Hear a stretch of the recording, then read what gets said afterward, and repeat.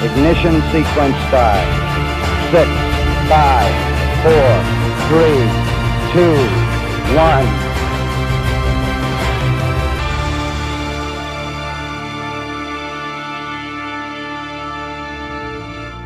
Welcome to Strange Normal. My name is Brad Burnham. We talk about the stranger things that happen in your normal life to give you a biblical understanding of what's going on. And boy, has there been a lot going on. So let's get right to it tonight. Before I get into it, though, I want to introduce my guest tonight, Eric. Eric's been on the program for quite some time now, and he's a regular here. Eric, thank you for joining tonight. How are you? No problem. I'm well. Yourself? Doing well. We got a crazy night. You've actually helped quite a bit. You and Matthew cut up some clips because there was a 4-hour program that NASA put out talking about these events. This is the longest one I've ever seen before, and I was like, oh my goodness, this is going to take forever to watch. But thank you guys for stepping in and stepping up and helping out. You saw a bit of it. What did you think about the overall picture? Well, I had the first part, and it was kind of from what you guys were describing. Yours was, you said yours, and Matthew said his was rather dry. So I think the intro is, I know I clipped a lot because a lot of it is worth listening to, and some interesting points that I noticed they every speaker kept hitting on. So. Yeah. I thought that was fascinating too. In fact, I grabbed the clips. We're going to watch those in just a second, but I grabbed the clips and I kind of consolidated them and showed that several people are really wanting to hit a couple points home. And I thought that was very strange. Like they all got together and said, hey, let's hammer on this one point right here. What's up with that? I don't know, but... Because spokespeople for the government never get together and get their stories straight, right? Who knows? But I think it's fascinating. But before we get into that, even, I have, as the title implies, Joe Rogan gets it right. I think this is really interesting where Joe Rogan goes in one of his latest podcasts. Hey, I've never heard him talk about the demonic influence behind this UAP stuff. I think I don't know if he might be just joking around, but I think it's fascinating that he just mentioned it. So I'm going to go ahead and play that clip so to whet everyone's appetite here. Check this out. Now, in recent years, the subject of unidentified aerial phenomena, wrong clip, nowadays termed... Yeah, that sure is the wrong clip. I probably put it out of sequence here. Here, check this out. Like someone has cut the organs out of that cow. A weird now, dude if it was is a more person likely. that's doing it, but Yeah. the way they're doing it is very unusual. No blood? Come on. Yeah, I mean, I don't know why the aliens would do that. It doesn't make any sense. But it does make What do sense. you mean? They're weird. They want stuff. They want to learn. A lot of people lean It's towards humans. aliens. But why would they do that? The same reason a fucking alien would. But why no blood? You want the cow blood? Why would an alien want cow blood? To learn about our creatures. About cows? Yeah, Studying us. you got to start somewhere. Studying us like Imagine butterflies. if it was demons, but they couldn't quite. boy. They couldn't Here we quite. They didn't have the authority to go after people yet. So they let them have a few cows every now and then just to keep it satisfied. Cut it out, 'Cause Joe. they You're live giving me they the live for willies. Like the thousands of dragons? years. They live for thousands of years, these demons. And they have to They really feast. just want to torture They gotta humans feast. and gut them and suck their blood out and leave their fucking Lil Nas skinned X. carcasses. Lil Nas X is going to come up here. Yeah, we're blaming it on aliens when it's demons. It's just demons. Demons Ghouls. practicing. They're like, okay, go take a cow, you freaks.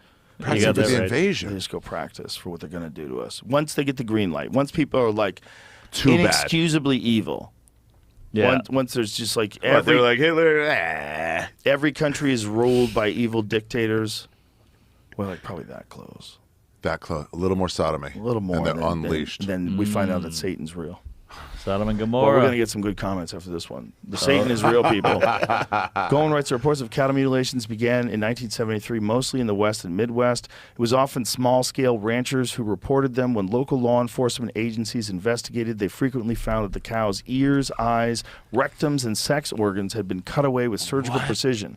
According to the newspaper reports, more than 10,000 of the incidents occurred by the end of the decade. It's demons. Demons. You're Imagine fucking what it right. was. Dude, you're fucking right. It's They just- demons. they Jamie, just- bring up chupacabras. They just have to practice every now and then. They Demon just- Wayans. They want to. They want to do it to people, but God won't let them yet. Yeah, right. It's just But they Demon need a Wayans? feast. Dude. You're a machine. So okay, so a few things. Wow. That the title of this, was Joe Rogan got it right, but I think he's more or less pushing the agenda using this, and this is why I think that. I'll ask you what you think in a second, but what I think is that Satan's going to play both sides in the end.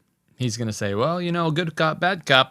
If you do this, then this won't happen, but otherwise things are going to happen down here. And I find it fascinating that no matter if you're Joe Rogan on the program talking about aliens and saying, oh yeah, well Satan, yeah, it is Satan, but that's not the whole story. The whole story is that you can find saving grace in Jesus Christ, and so that's the part he doesn't really talk about. So I think it's interesting what he says, though. What do you think?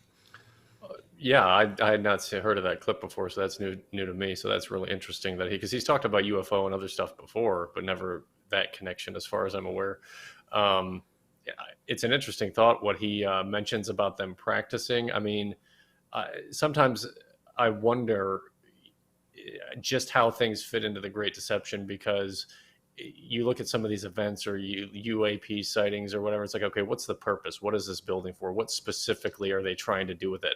I imagine maybe demons have fun somehow in some kind of perverse way, but I don't think it's all that. So it's the idea of them practicing for future scenarios on humans is something I haven't really thought of before. So maybe, because I'm not sure what other, if it is fallen angels behind all of these.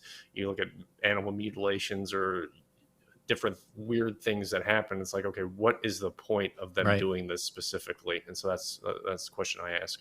Right. And so in a couple of programs back, and this is all my surmising. I have nothing to prove this, but this is my guess, my guesstimate, my educated guess by looking at all this stuff, is that if we look at cartel, look at the Mexican cartel, they often do something that's very terrible so that the police stay away from them. They, to tourists, to their own people, they, I'm not going to get too graphic here, but I've seen some terrible stories in the news about how they off people. And it's very, very violent and very gory. And they put them in plain daylight so that it sends a message. If there is an agenda behind these cows and people are protected, I mean, we're protected species by God himself, then they are trying to send a message and they're trying to make us fear something.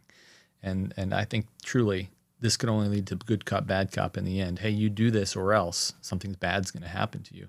I don't know, just a guess, but I have to wonder about the cows. It seems, I don't know if there have been any sheep mutilations or things, but you don't see it happening with like dogs or cats, things that are domesticated. Yeah, I guess cows are domesticated, but, pet animals, maybe one day it will start. But it's interesting. The only time I've ever heard it has been cows for decades. So I wonder if there's anything to do with that. But that is interesting.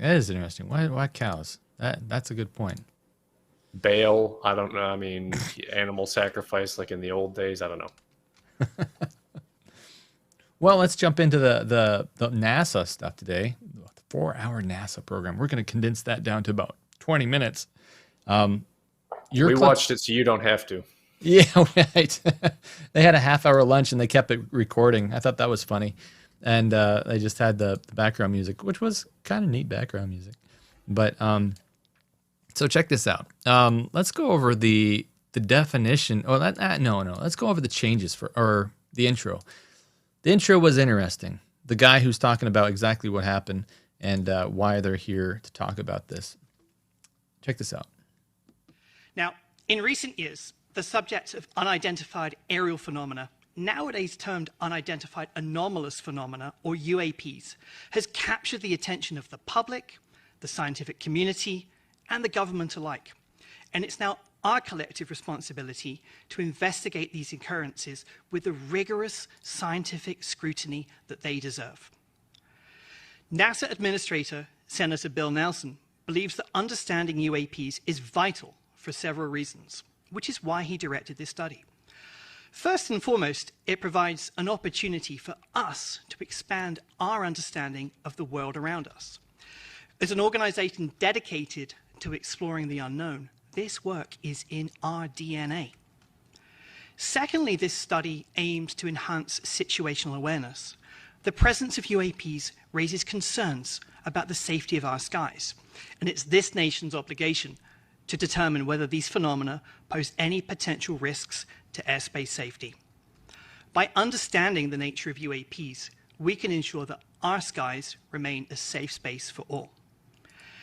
In order to achieve these goals, it is crucial that we employ a scientific lens for our UAP work. It's precisely this rigorous, evidence-based approach that allows one to separate fact from fiction. This team is comprised of experts from various disciplines, which allows them to approach this work from multiple perspectives. And we have greatly benefited from that collective expertise. Now, why do we value a scientific approach? It's because science is built on evidence. It thrives on scrutiny. It demands reproducibility, and above all, objectivity. When we approach UAPs from a scientific perspective, we do not come in with an agenda. We come in needing a roadmap. Indeed, the primary objective of this incredible team of experts is not to go back and look at grainy footage of UAPs, but rather to give us a roadmap to guide us for future analysis. And this is the very scientific method that NASA holds true to its heart. Scientific research is intended to be publicly available and transparent, and NASA prides itself on making its data and images available to the public to learn and explore on their own. By holding public meetings like this one, we aim for open and honest dialogue with the public. We recognize that public interest in UAPs is high and that the demand for answers is strong. Conversations like this one are the first step to reducing the stigma surrounding UAP reporting. Moreover, transparency is essential for fostering trust between NASA, the public, and the scientific community. In order to do things right, we must work together, pooling our resources, our knowledge, and our expertise. And by maintaining open channels of communication, we can facilitate collaboration, encourage the exchange of ideas, and ensure that our work is as robust as possible. Not only that, but our commitment to openness is in itself a reflection of NASA's commitment to scientific integrity. As an organization dedicated to the pursuit of knowledge, it is NASA's responsibility to be honest and forthright and to follow the science. And by being transparent in our work, we uphold our dedication to scientific excellence. The meeting today represents the first deliberative actions that the team has taken. And so it's important to keep in mind that they still have several months of work ahead of them. Their final report will be released this summer, and we will publish it on our website. NASA believes that the study of unidentified anomalous phenomena represents an exciting step forward in our quest to uncover the mysteries of the world around us. By embracing a scientific lens, we ensure that our work is rigorous and reliable. And by valuing transparency and openness, we can foster trust and collaboration with the public. Simply put, this is why we do what we do. What we do. So I think he said that we want to be, I heard the same thing over and over again, a few different words. He said we want to be completely open, completely honest, completely not vague about this. And I appreciate him tripping up on that word just because, you know, getting up there true in a teleprompter is kind of hard to do. But it's so funny too. I think that it's interesting what's going on right now. I asked a poll to our current live audience, what do you think? Do you think that the government is purposefully hiding this information about UAPs right now? And 80% said yes, 20% said no. We're actually going to go over that question. They try to answer it, so I'm curious what they're going to say. But what do you think about this, Eric? No, I would say some in the government are hiding because, I mean, the government lies to its own people. So there's maybe this misconception that, like, if you're in the government or you're in the military, that you're, like, in the know. And only the people at the very top who are like ringleaders of things have all the pieces. Typically they try to compartmentalize. So there's probably a lot of these people are genuine and trying to, they don't know, and they want to get to the bottom of it, and they think it's something they can do with the scientific method. I noticed experts follow the science. We don't have an agenda and separating fact from fiction. So that's the setup for basically this whole, just keep that in the back of your mind as we're watching all these clips, because, we don't have an agenda. We don't have an agenda. Yeah. Yeah, we're going to find out exactly if that's true or not, I think, as we continue down this rabbit trail. At least I think so. This is fascinating stuff. One thing I did want to get into real quick, though, there was something said over and over again, and this is it. This is what we suspected, too, was going on. We're going to talk about the definition change. Check this out. And also, after this panel was convened, the National Defense Authorization Act, known as the NDAA, changed the A in UAP to be anomalous. Accordingly, this panel's remit was expanded to encompass not just aerial UAP. However, the majority of UAP sightings to date have been in the aerial domain. So it's fair to say that this panel's focus is on the aerial aspect of anomalous. The definition of UAP changed during the 7 months of our fact-finding process. UAP initially stood for unidentified aerial phenomena, with aerial referring to events occurring in Earth's atmosphere. That A is now defined as anomalous, which includes the space, air, and undersea domains. And more and more and more and more. They said it over and over again. So we kind of surmised that, though, didn't we, Eric? Because they kept saying anomalous, and then in the news it would say aerial, and then it was anomalous again, and then it was aerial, and no one could get the story straight on the news. So I think they finally told us, yeah, we changed it because they go underwater. We're not sure why. Although we actually discussed one of those. Yeah. I don't know if you're going to play the clip. So, but if you I don't have the clip. You're going to get. Oh, okay. Talk about it. I made it for you. I know, but you made 45 minutes of it too. I can't do a whole show. A whole show would be the thing. Yeah. So no, so when they talk to, are we going to get to any of the sensor clips where they talk about Yes. the limit of the sensors? Okay. Well, I'll discuss it then. Remind me then. Okay. Yeah. So definition has changed as we surmised, and that's good to know. We'll call it anomalous from now on, and kind of go from there. Next we have this is the fun one. This is another thing that was said over and over again. Then we're going to get into bad data. We're going to get into the report. We're talking about the sensors and what they're actually looking for. But let's go over the we were harassed. Here we go. You ready? It's disheartening to note that several of them have been subjected to online abuse due to their decision to participate on this panel.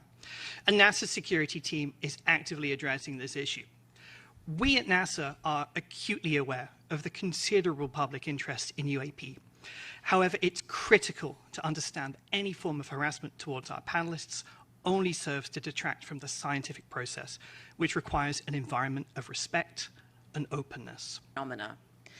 Before I begin, though, I really do want to double down on Dan's words, that it is really disheartening to hear of the harassment that our panelists have faced online, all because they're studying this topic. NASA stands behind our panelists, and we do not tolerate abuse. Harassment only leads to further stigmatization of the UAP field, significantly hindering the scientific progress and discouraging others to study this important subject matter. Your harassment also obstructs the public's right to knowledge. Our panelists are leading experts in the scientific, aeronautics, and data analytics communities. We are very lucky to have them on board to share their invaluable insights to inform NASA on what possible data could be collected in the future and how it can be collected to help us better understand the nature of UAP. We need to elevate this conversation. Right? We need to have this conversation in an open environment like this where we aren't going to get harassed. Because this is a hard problem. It is a hard target problem. We need to understand what is the things that are in all of our domains, space or air or undersea, and how do we make sense of that? So this was pushed throughout the whole program, all 4 hours. I noticed it because I played a bit of every other person's section too that they went over, and I thought, wow, I don't know what happened, but for them to say this over and over and over again, something internal is going on. Because yeah, they got harassed online, but hey, it's online. It can't be that. It's some anonymous 17-year-old to 12-year-old. Is that what they're concerned about? I don't think so. It sounds like they're dealing with stigma inside, and they're just kind of pushing it off as, we got some major flack online. What do you think? What's going on here, Eric? Who is NASA security? That's what I think. I got the picture of like in the beginning, Back to the Future, where he's got the suit on and he puts the headphones over George. Is that what they do? They send somebody to your house in a spacesuit and just like, I've never heard of it. I am obviously the security. Theta. Yeah, that's the one. Yeah. No, it's. I think it could serve. Like you're saying, it could be putting it out there, kind of deflecting from inside issues, but also maybe just sowing the seeds of like any misinformation or harassment of people, official air quotes, official sources, promoting certain information or narratives. Any criticism of that will be met with some type of state security response, So maybe NASA security now, who knows in the future, maybe the FBI or, one of the other letter agencies. So just maybe sowing seeds. I don't know. Interesting. Yeah, I think you're right. What do you guys think? We got quite a few people in the live chat right now. And we have a lot of other clips from this. Like I said, I'm going to put them on Patreon, patreon.com/strangenormal, if you guys want to view the rest of them. But we've got plenty more in this program that we're going to go over. But what do you think's going on here? Are they dealing with some immaturity inside their facilities, or is this something that's more spiritual? As we dig into this further, let's go over bad data. This is something that they said over and over again. I kind of felt was an agenda.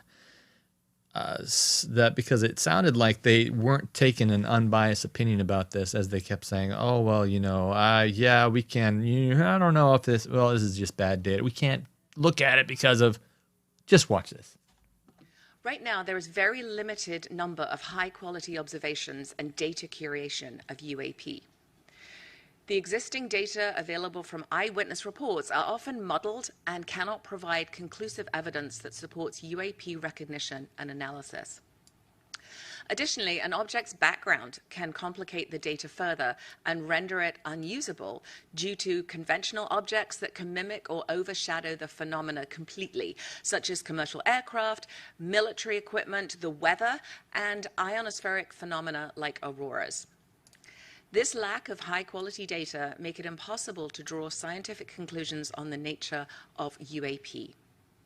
Now, this team has used unclassified data from civilian government entities, commercial data, and data from other sources to inform their recommendations.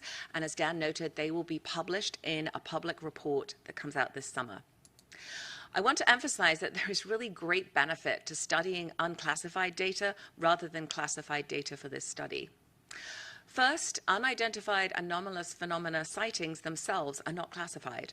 It's often the sensor platform that is classified. And you can kind of think of it, if a fighter jet took a picture of the Statue of Liberty, then that image would be classified. All right, let's pause it right there. That's actually a good thing to talk about here. We've talked about this previously in the program, where the government has come out and said, you know what, this is not actually what we're trying to do is not stop the conversation about UAP, UFOs. What we're doing is a lot of this stuff appears around our most classified boats, classified weaponry, classified stuff. And then when we have to go into these meetings to talk about this stuff, we say, oh, what about the UFOs, UAPs? Well, now we can't talk about anything. We can't even say that where we're at, because we're not supposed to be there, or we're in a classified location. Or we have a classified sensor that we don't want to reveal just how far we can zoom, or what data it can access, or how we're accessing that data. So that makes a lot of sense as to how this is happening.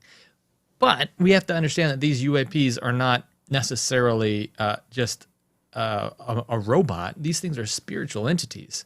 So they know that. And so they are drawing up a lot of, what's the word? A lot of curiosity about this, just because they know that some people can know about this, but it doesn't always necessarily are able to talk about it. So it's kind of that, I got something interesting to tell you, but I can't tell you exactly what's going on, which fosters that curiosity, I think, a little bit more. What do you think?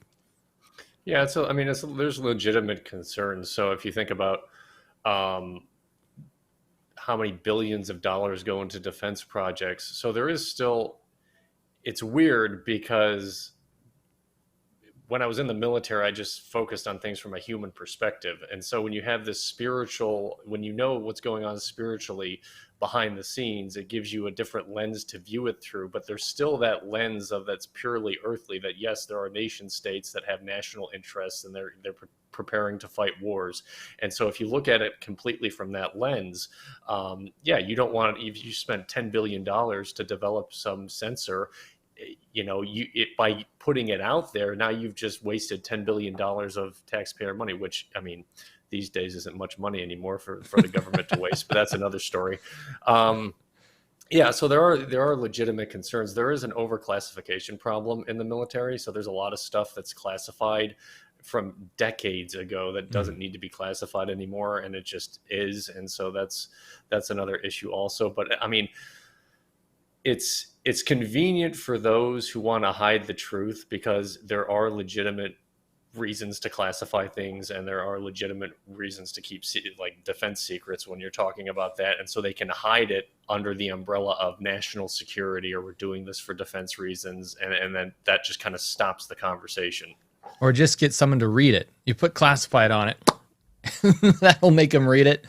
That way, that's what I've heard other people say. We classify everything so that we can make sure that people, because it was classified. Hey, I want to know what's going on here. I don't know. That's not a legitimate reason, but you said overclassified. Everything's overclassified. That might be one of the reasons why that is. Yeah, I mean, there's stuff that you look at and it's like, if somebody knows this, it's not the definition. So there's three classifications. There's clearance levels. There's confidential, secret, and then top secret. And the criteria for secret classified information is essentially information that will cause grave damage to the United States or the national security of the United States if it's released unintentionally. And then top secret is it will cause exceptionally grave damage. Those seem kind of arbitrary to me, but those are like that's the reason ostensibly that things are classified. And so there's stuff that you look at and it's like, other nations probably already know this because it's been around for or it's an old system or whatever. Or two, it's like it's been so long ago that this event happened that nobody cares. But it's still, if it has that classification attached to it, there are consequences associated with divulging it. Interesting. I didn't know those three classifications. I only know the classifications they mentioned in the old James Bond films I used to watch before I quit. Let's continue. Not because of the subject in the picture, but because of the sensors on the plane. Second, unclassified data make it possible for our team to communicate openly to advance our understanding of UAP, not only with each other, but across the scientific community and to the public. This ensures a clear and transparent pipeline of information that can be built upon through generations to expand our understanding. This study relies on open data. Everything we use at NASA is open, and anyone can look at these records. The current status of the data about UAPs does not meet these standards. The data collection is inconsistent, it's inhomogeneous, it's uncalibrated, the data are poorly documented and largely incomplete. They're also not systematically retrievable, which poses a problem in automation of the analysis.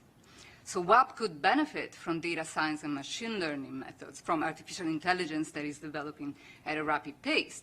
But machine learning and AI cannot be applied until the data meet these standards.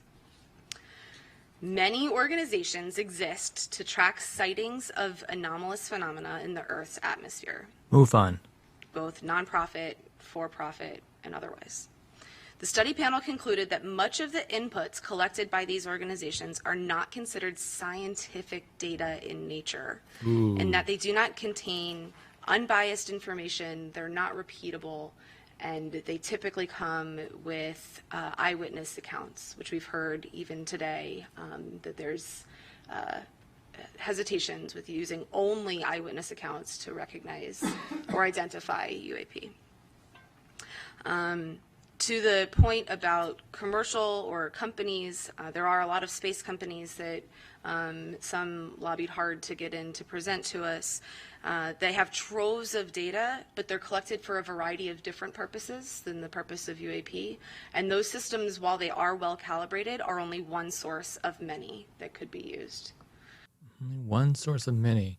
So I get it. So they don't want to talk about people's experiences because that's not science. It's feelings and things that they can't really calibrate. They don't have a sensor on it. You can't replicate it. And that makes sense. I appreciate that.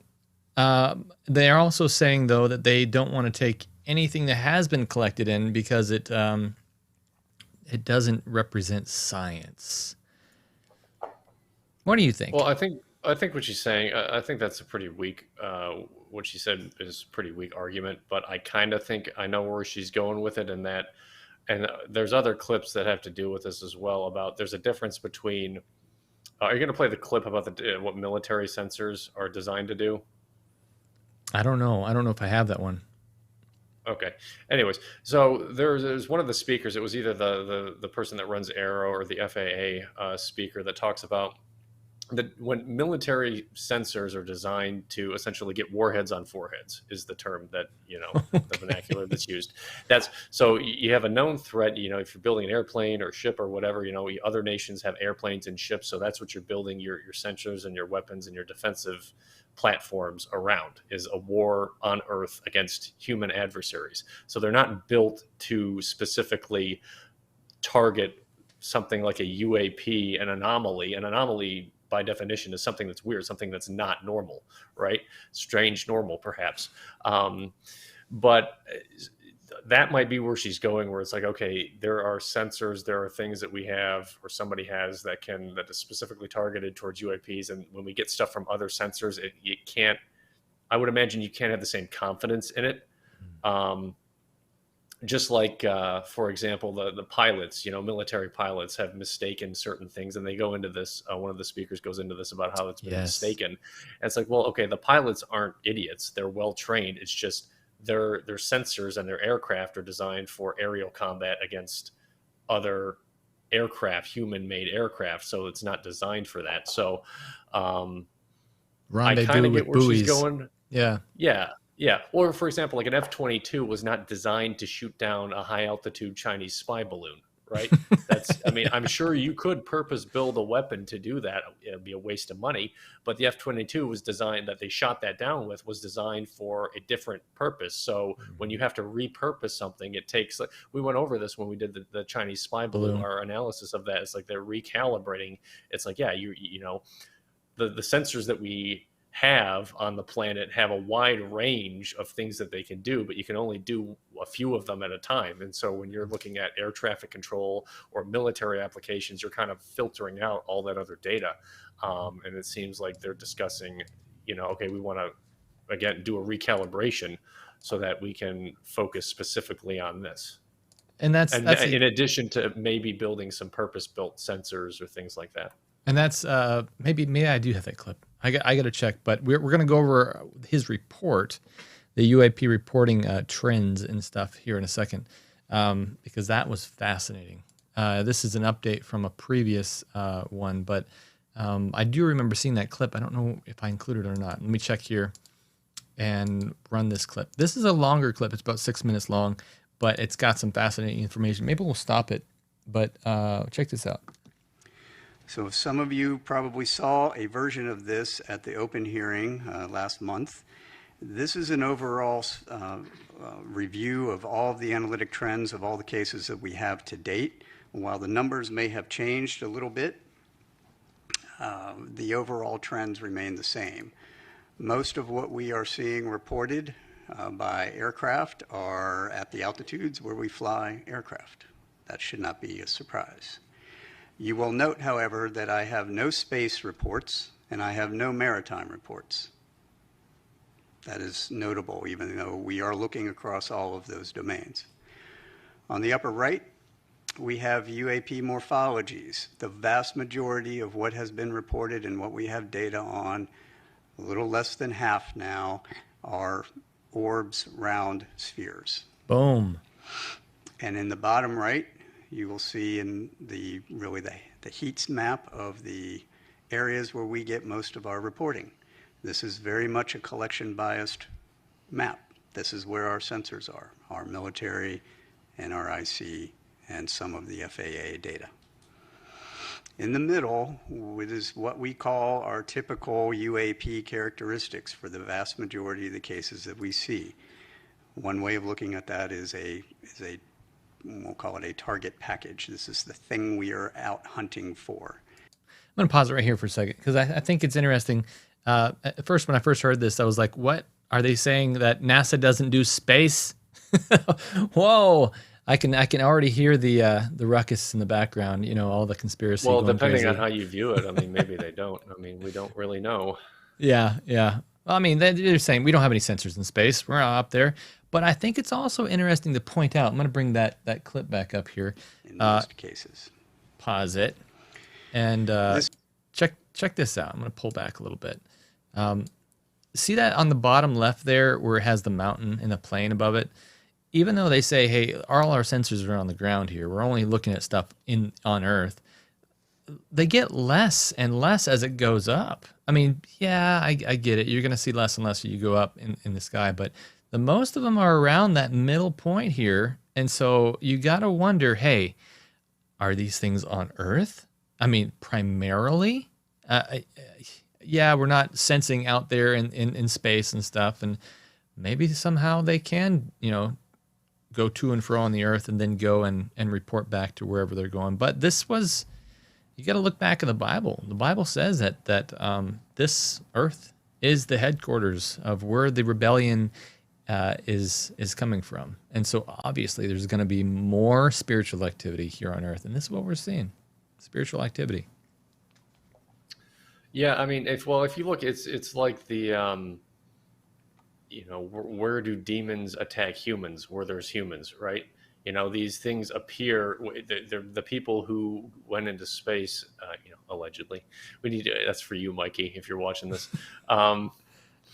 You know, they were the ones reporting visually that they were seeing something, right? There's a difference. You need to have, in order to sense something, you have to have a sensor there. And so if the goal is to make a show for humans or to somehow influence human perception, then you want to do your display in an area where humans are going to see it. So, and where it's going to be something unexpected and something that they're not going to miss. So if somebody's out in a capsule orbiting the Earth and they see things that aren't stars and they're moving around the spacecraft, they're going to notice that.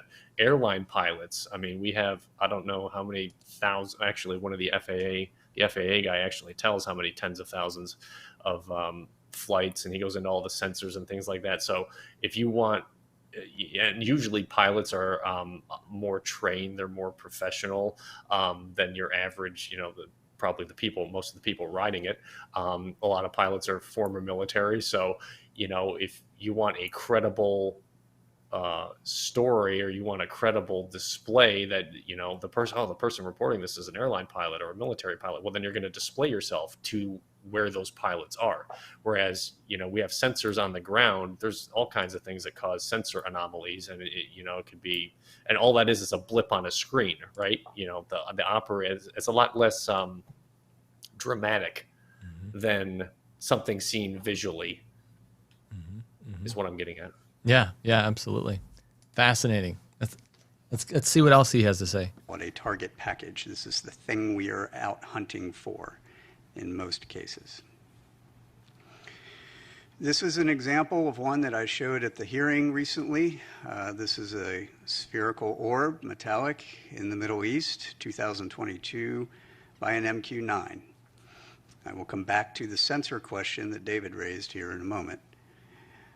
This is a typical example of the thing that we see most of. Most see of. these all over the world, and we see these in and making very interesting apparent maneuvers. Interesting. This one in particular, however, I would point out, demonstrated no enigmatic technical capabilities and was no threat to airborne safety. While we are still looking at it, I don't have any more data other than that. So that what that tells me right there is that they have seen these things quite a bit, and they look like these round silver orb things, not disc. Not we're not talking cylindrical disc, but primarily round-looking balls of metallic material, and I think that's interesting. Number one, I mean we don't know exactly what these things are going to portray themselves as, but when they see these things, he said that this one wasn't primarily displaying anything abnormal. Okay, so let's extrapolate the data from what he said here. He's saying that we have seen a lot of them that do something very strange, that don't just go in a straight line all the way or hang out in the middle of nowhere. They go up, down, and take a right angle at high speeds, as we've seen before, and these are the things you see the most of. And so these are the things when they're talking about UAPs. This is what they're talking about primarily. It's the majority of the objects that they see.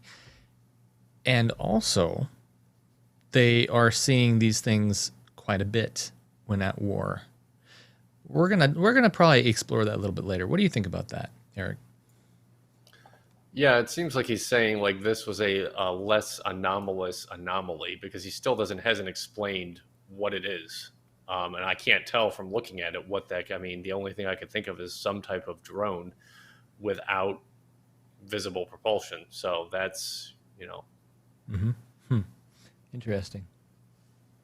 And so being able to come to some conclusion is going to take time until we can get better resolved data on similar objects that we can then do a larger analysis on holdings.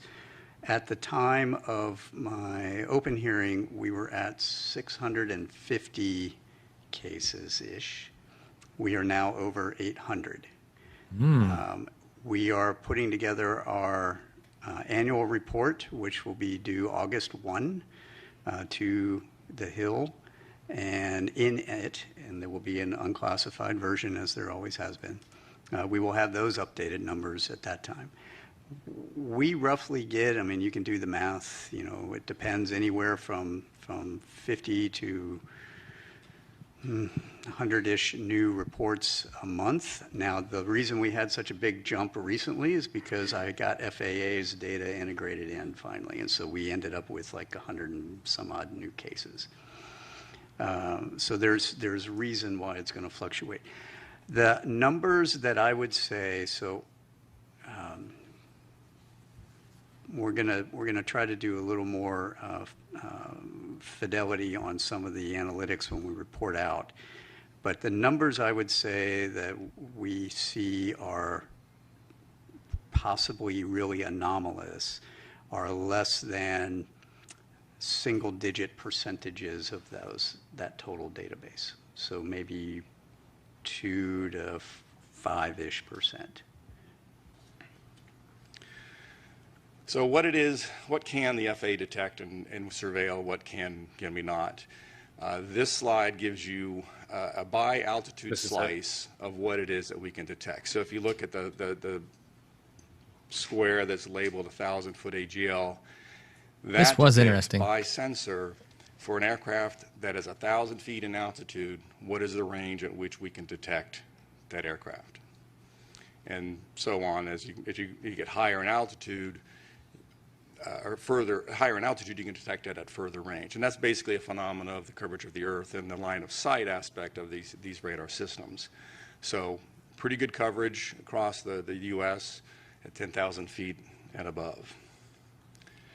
This is a mathematical model based of a pure line of sight as well as some geographical screening. As you can see in the western part of the U.S., there is screening due to the mountains and those sensors.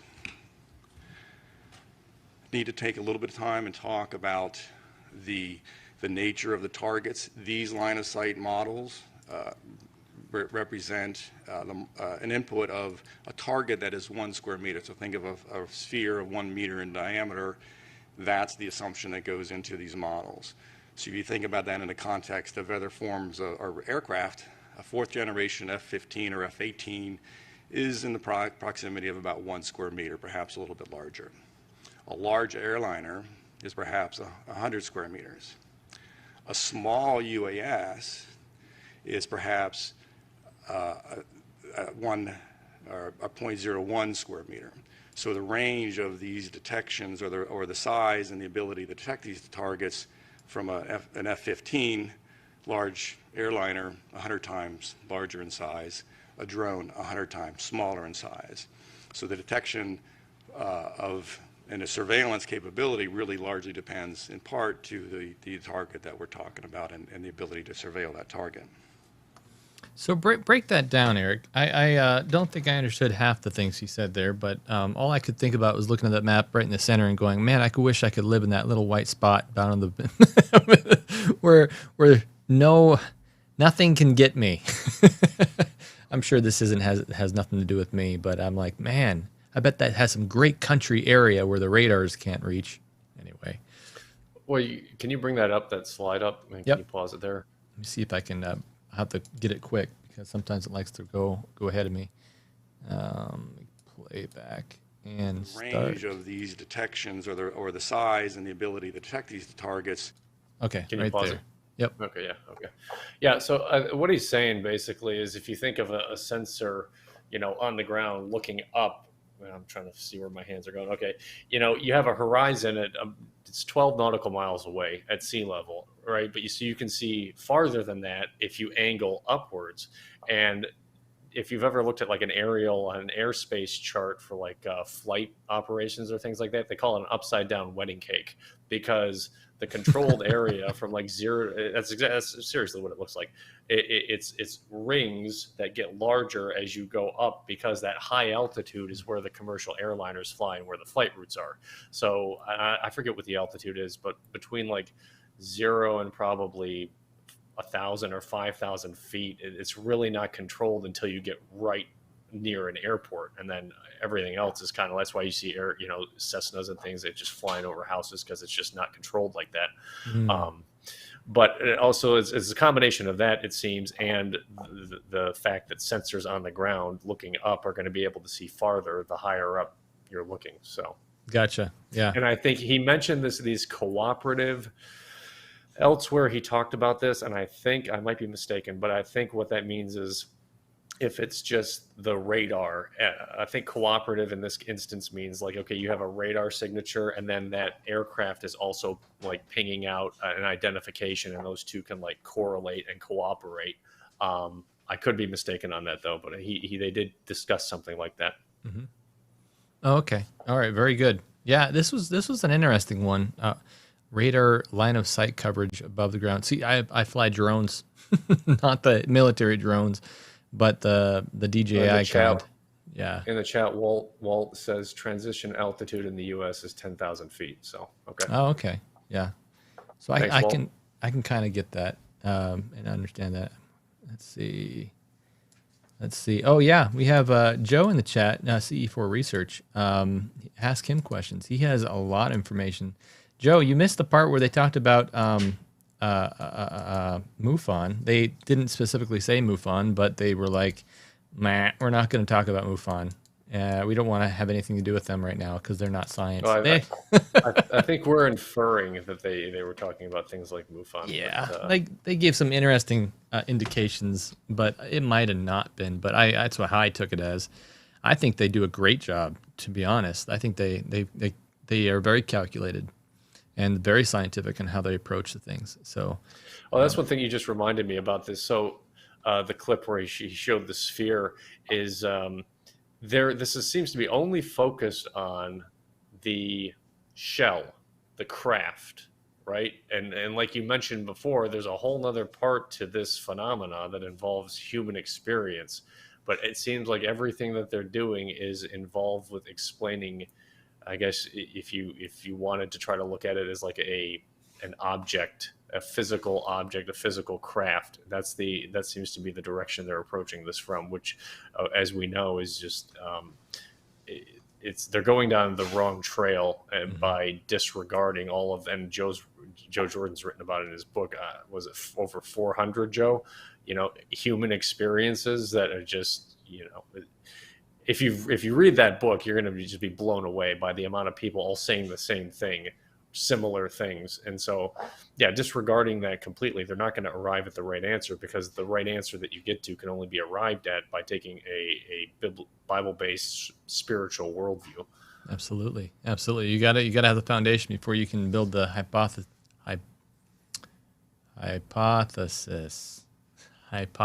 Yes, that's the word.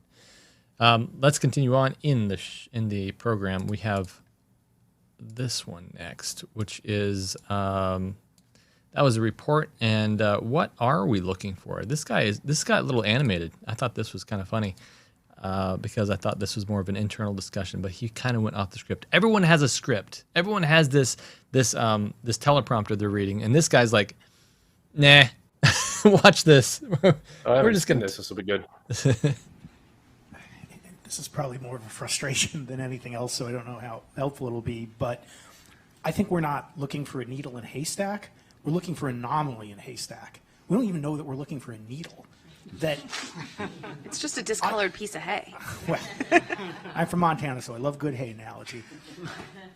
I don't know what the phenomenology is that we're looking for. We say anomalous. Again, this question earlier, what does that mean? Anomalous acceleration? I think as we try to look at the data, we're starting from an almost impossible position when if we don't know what we're looking for, is it a radiation signature? Is it something electromagnetic? Is it something that is why this is so challenging and frustrating to me, that we're talking about monitoring something that we don't even know what we're supposed to monitor. And let me just offer, Josh, before you jump in, the scientific process of hypothesis-driven research, right? Of that, while we don't know all of the possible outcomes in the entire world, we can ask very specific questions and go about it in a very scientific process to understand. So you're right, we don't know exactly what we're looking for, but we know hotspots, as we've seen from both FAA and Aero. We do know some of those conditions that we might be looking for. So if you start with kind of what you know, or places to start to go and look, and you start with the data that we have available to us, we might start being able to untangle the chicken and egg problem. Jen, what is the phenomena that we're looking for? So we've heard them from Sean. I would pull up Sean's chart, but I can't quickly do that. Of the criteria that he said on the trends, I use the word criteria, he said trends, of 6 or 7 phenomena, I guess, of specific size or within a specific motion range. And it's something different than what we've seen before. Something we don't recognize.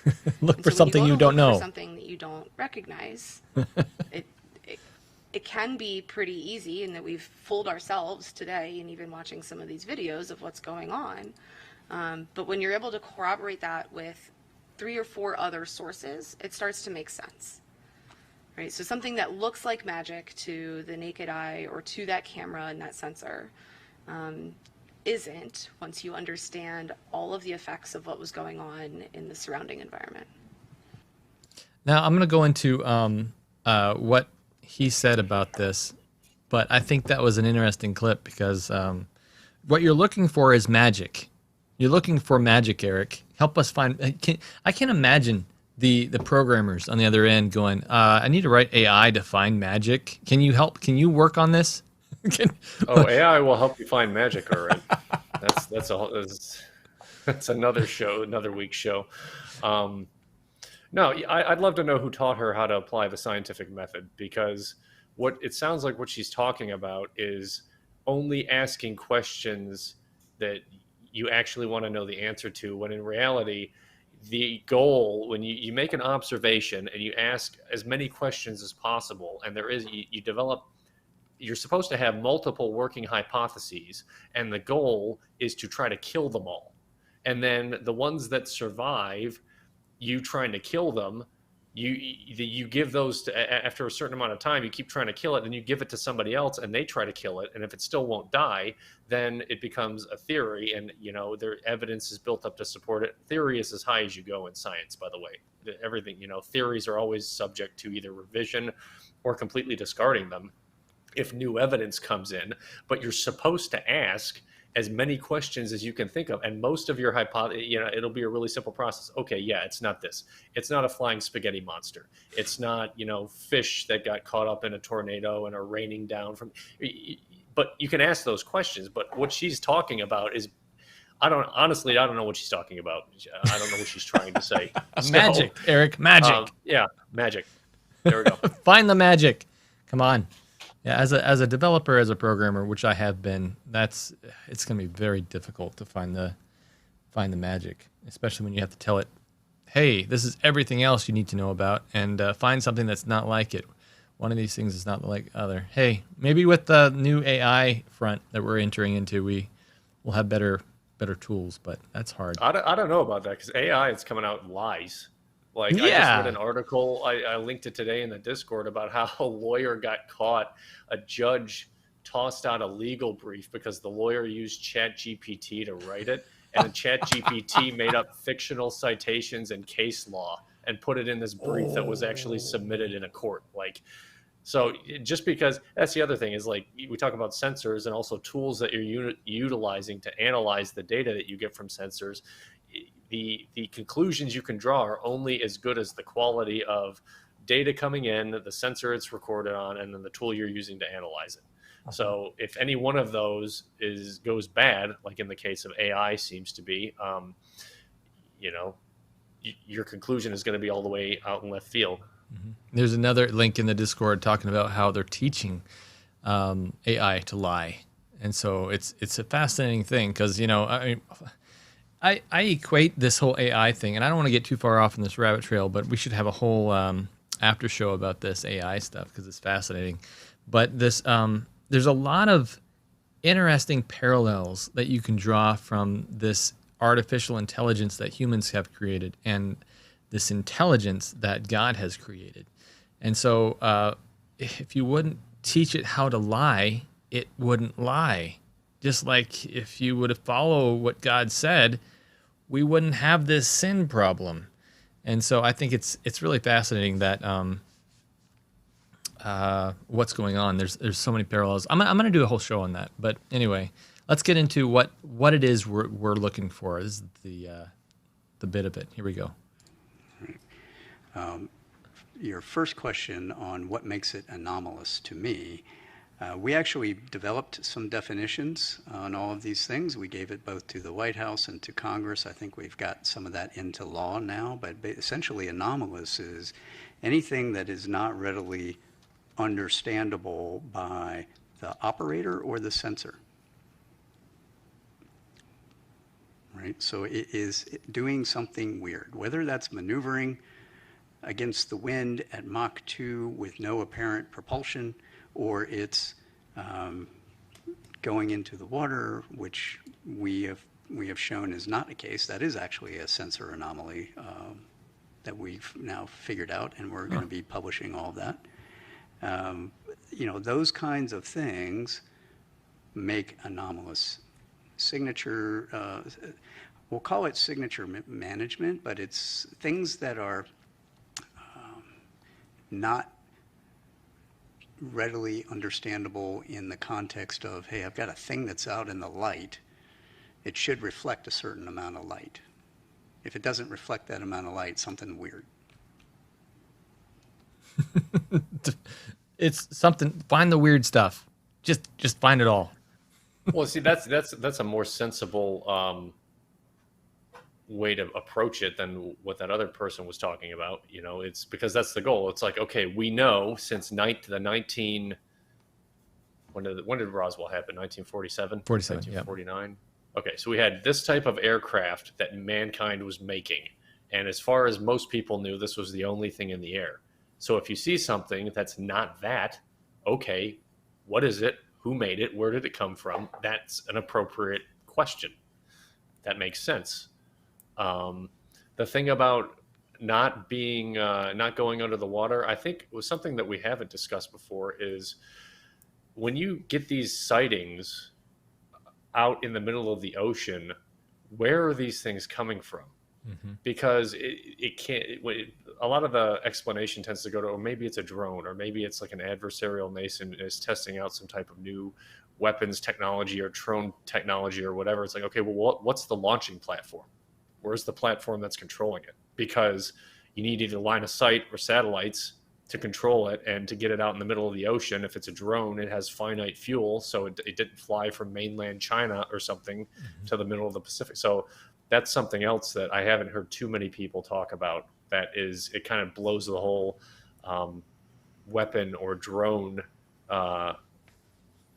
explanation out of the water, at least in most cases. Absolutely. That's the last clip I had for tonight, and usually I don't say that because I like everyone to stick around. I know. That's the last one I got. But unfortunately, I have to go. I would ask everyone to pray for me because I smell smoke in my house and I need to run. I need to know what's going on. I don't know what's happening here, but hopefully it's just someone burning wood outside. But we get an hour. We're at the top of the hour, and I appreciate everyone. If you would pray us out, Eric, I'd appreciate it. Heavenly Father, we thank you for this opportunity to come together and discuss current events in light of your word and Bible prophecy. And we ask that your spirit be upon those who hear this message. May you draw them to an accurate understanding of your word and what they're seeing in the world so that they can prepare for your return. And we also ask that you be with Brad as he deals with this issue in his house, and hopefully it's nothing serious. In Jesus Christ's name we pray. Amen. Amen. Thank you so much for everyone joining tonight. We look forward to seeing you next time on Strange Normal. Good night.